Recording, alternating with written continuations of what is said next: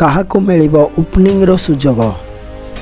ବର୍ତ୍ତମାନ ସମୟରେ ସବୁଠାରୁ ଚର୍ଚ୍ଚାର ବିଷୟ ପାଲଟିଛି, କାହିଁକି ନା 6 ତାରିଖରେ ଆରମ୍ଭ ହେବାକୁ ଯାଉଛି ଭାରତ ଓ ବାଂଲାଦେଶ ମଧ୍ୟରେ ପ୍ରଥମ T20 ଟେଷ୍ଟ ମ୍ୟାଚ୍।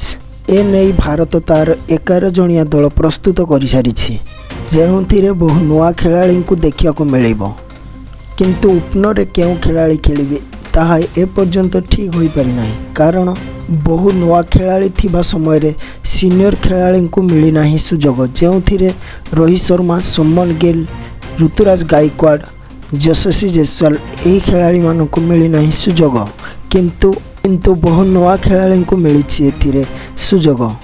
IPLକୁ ନଜର ରଖିଲେ ଓପନରେ ଅଭିଷେକ ଶର୍ମା ଖେଳୁଥିବା ସମୟରେ ଏହି T20 ମ୍ୟାଚ୍ରେ ଓପନରେ ନଜର ଆସିପାରନ୍ତି ଅଭିଷେକ ଶର୍ମା। ଅନ୍ୟପଟେ କେଉଁ ଖେଳାଳି ନଜର ଆସିବେ ତାହା ଏପର୍ଯ୍ୟନ୍ତ ସ୍ପଷ୍ଟ ହୋଇନଥିବା ବେଳେ ଅନୁମାନ କରାଯାଇପାରେ ଯେ ଓପନରେ ନଜର ଆସିପାରନ୍ତି ସଞ୍ଜୁ ସାମସନ୍, କାରଣ ସେ ମଧ୍ୟ IPLରେ ଓପନରେ ନଜର ଆସିଛନ୍ତି। ସେଥିପାଇଁ ତାଙ୍କୁ ମଧ୍ୟ ଏହି T20ରେ ମଧ୍ୟ ମିଳିପାରେ ସୁଯୋଗ।